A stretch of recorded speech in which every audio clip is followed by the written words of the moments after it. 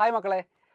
നമ്മുടെ GAB exam അടുത്ത് വരികയാണ്. നിങ്ങളുടെ പ്രിപ്പറേഷനൊക്കെ ഉഷാറായിട്ട് പോകുന്നുണ്ടെന്ന് എനിക്കറിയാം. കോൺസെപ്റ്റ് പ്രിപ്പറേഷൻ നിങ്ങൾ എന്തായാലും അടിപൊളിയായിട്ട് ചെയ്യും. അതിൽ യാതൊരു ഡൗട്ടും ഇല്ല. പക്ഷേ കോൺസെപ്റ്റ് മാത്രം മതിയോ ഒരു JEE നീറ്റ് എക്സാം എഴുതുന്ന സമയത്ത് നമുക്ക് ആവശ്യം?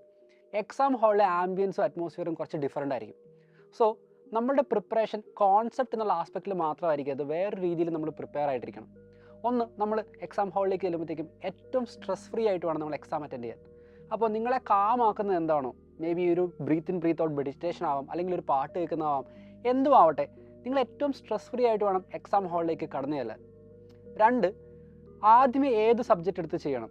ഇപ്പം നീറ്റ് ആസ്പിറൻസ് ആണെങ്കിൽ ആദ്യം ബയോളജി ആയിരിക്കും മോർ കംഫർട്ടബിൾ, പെട്ടെന്ന് ആൻസർ ചെയ്ത് കവർ ചെയ്യാൻ പറ്റും. അതിനുശേഷം ഫിസിക്സ്, കെമിസ്ട്രി എന്നുള്ള ഓർഡർ ആവാം. ഇപ്പോൾ JEE ആസ്പിറൻസ് ആണെങ്കിൽ ഒരു പരിധി വരെ എല്ലാവരും കെമിസ്ട്രി ആയിരിക്കും സ്റ്റാർട്ട് ചെയ്യുക. അപ്പോൾ ഏത് സബ്ജക്റ്റ് വെച്ചാണ് നിങ്ങൾ സ്റ്റാർട്ട് ചെയ്യാൻ ഉദ്ദേശിക്കുന്നത്, അതൊരു ക്ലിയർ കട്ട് ഐഡിയ നിങ്ങളുടെ മൈൻഡിൽ ഉണ്ടാവണം.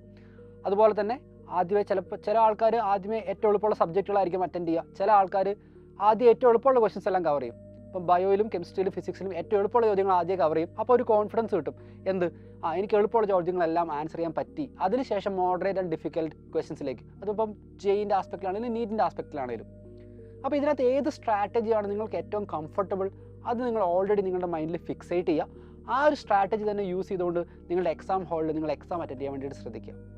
അതുപോലെ തന്നെ ആദ്യമായിട്ടൊക്കെ എക്സാം എഴുതുന്ന ആൾക്കാർ വരുന്ന ഒരു കോമൺ മിസ്റ്റേക്കാണ്, ഒരു ചോദ്യം കണ്ടു, ഈ ചോദ്യം എനിക്ക് ചെയ്യാൻ അറിയാം, പക്ഷേ ഞാൻ അതിനുവേണ്ടി കുറേ അധികം സമയം അങ്ങോട്ട് സ്പെൻഡ് ചെയ്യും.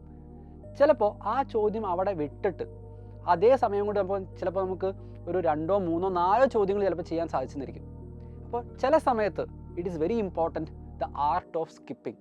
ചില ചോദ്യങ്ങൾ നമ്മൾ വിടേണ്ടി വരും ഫോർ ദ ടൈം ബീങ്. എല്ലാ ചോദ്യങ്ങളും ചെയ്ത് തീർന്ന ശേഷം നമുക്ക് തിരിച്ചു വന്ന് ആ ചോദ്യങ്ങൾ അറ്റംപ്റ്റ് ചെയ്യാം.